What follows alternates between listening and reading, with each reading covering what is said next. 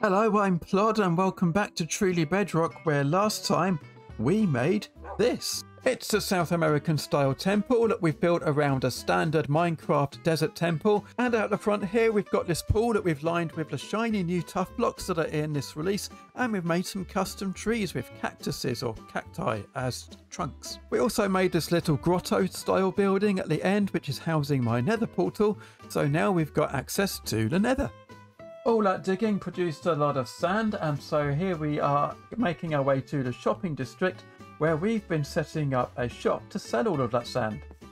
Welcome then to my sandy gazebo. This is my first shop on Truly Bedrock. I've used kind of the same build palette as we've used back at our main base to try and tie things in a little bit, and we've got 4 barrels in the middle. They are nearly all full of sand.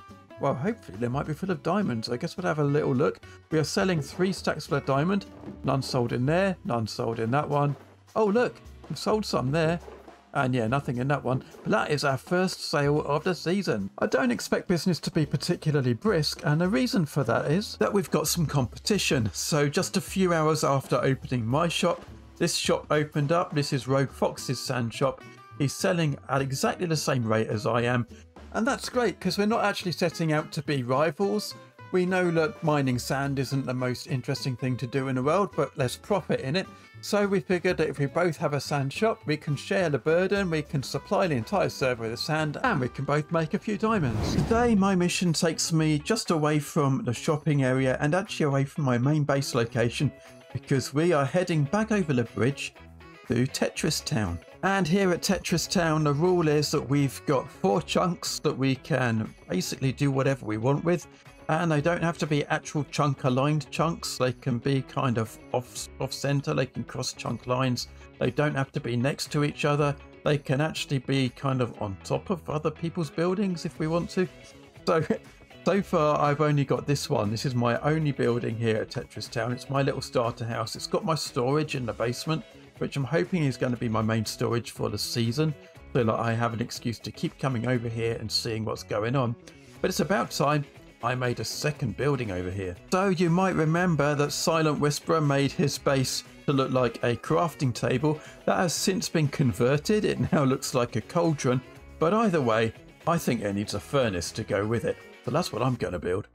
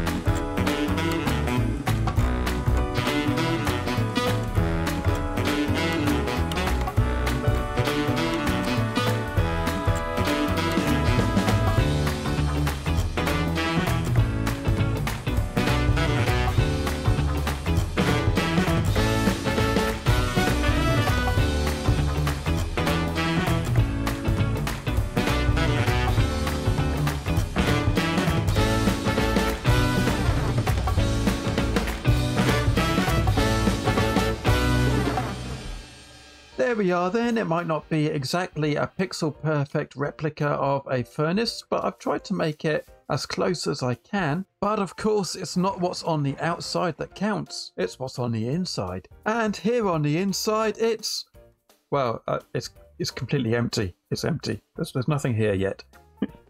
So let me tell you what my plans are going to be. Up the top there, right at the top layer, we're... Oops. How did I fly then? Up at the top, we're going to have a roof on it eventually. I'm not doing the roof just yet because I want to get this stuff in first.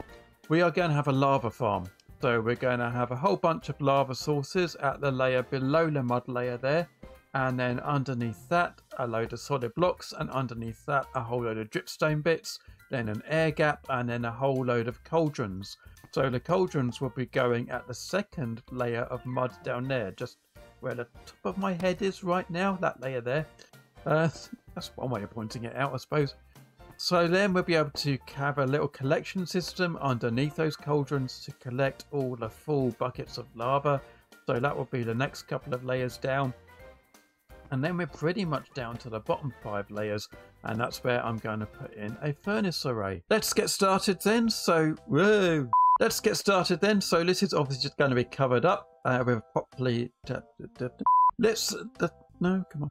Let's get started then. So this is going to be where the actual roof is going to go, of course. The next layer down will be lava. So it's the layer underneath that we want to be solid blocks. So that layer there. And it doesn't matter what the solid blocks are. So I'm just going to use cobblestone because they won't ever be seen really from above or below. I don't want it there though. There we go. Let's get these in and we'll go from there.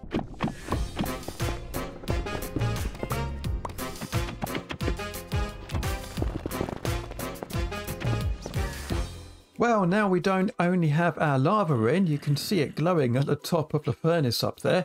But I've been busy on the inside as well. So let me show you what I've been up to. So yeah, we've got a whole load of cauldrons and above them we've got the dripstone that's coming down from the lava. So we have a lovely lava farm and we can easily collect those. The reason for the water streams is to bring everything into these hoppers here. So we have a whole load of lava in there and that is going to be the fuel for our furnaces. And we have 2 rings of furnaces, one there and one there, and these are just going to cycle round. Just need to get some pistons in the corners and get them going. And then we'll be feeding the lava obviously into the backs of those or into the sides or the fronts. It doesn't really matter. Obviously putting some stuff in on top, having a little collection system out the bottom.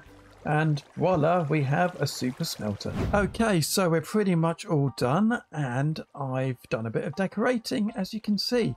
I mean, it's not the world's best decorating, but it kind of at least hides things away a little bit. So let me show you. First of all, let's actually go outside and get down here. And I've covered my scaffolding with a whole load of mangrove trapdoors just to make that look a little bit better. We've got our furnaces coming along both ways. We've got our input chest up the top there. We've got our output chest down the bottom here and a switch to turn it on and off. We'll do that in a second, but first let's just go up this ladder here. Takes us into the water streams. So this is where our cauldrons are so that we can grab a whole load of fuel if we need to. But let's just demo it working. I've got a whole bunch of netherrack here. Let's pop that in my input chest. And then we just flick the lever and watch things happen. You can see that the furnaces get switched on because they're getting fueled up from the lava. That barrel behind there, if I open that up, you can see there's plenty in there. Let's just go and get ourselves some more buckets of lava. I'm going to fill my inventory just so that I don't end up collecting the lava directly because we want to drop it out. And then I can just pretty much spam click on any of the lit up cauldrons and it will drop the lava buckets down. It will go into the hoppers and into our furnaces. Okay, so a little few minutes later and I've just changed this around a little bit. So I've altered the redstone just so that these hoppers are locked, so that one there and that one there. Oh, there we go. You can see them better from this side. You can see those 2 are locked when the machine is switched off, and when it is on they get unlocked. And that's just to make sure that when we're putting stuff in the input chest up here that it doesn't all go into one hopper, that it will get split among all the hoppers as they come past. Back at base here, I've got a whole load of raw ores that I want to get smelted down, so I guess I better take those out of storage, and all this iron as well. We'll go and get that smelted down. So with that all done, all I'm going to do now is head back to my sand shop, which is just over here, and see if anyone's bought anything in the meantime. Well, okay, let me be honest. I know somebody has. Let's go and see just how much sand we've got left, shall we? Ah, okay. Ignore the funny texture, by the way, on these. I've been recording something else that needed an extra texture back. Probably might guess what that is, but look at this. Look at all these diamonds. There's no sand left at all, is there? Let's grab all of these. We need to restock. Wow, okay. So I think you know what I'm doing between episodes. I'll see you next time. Bye.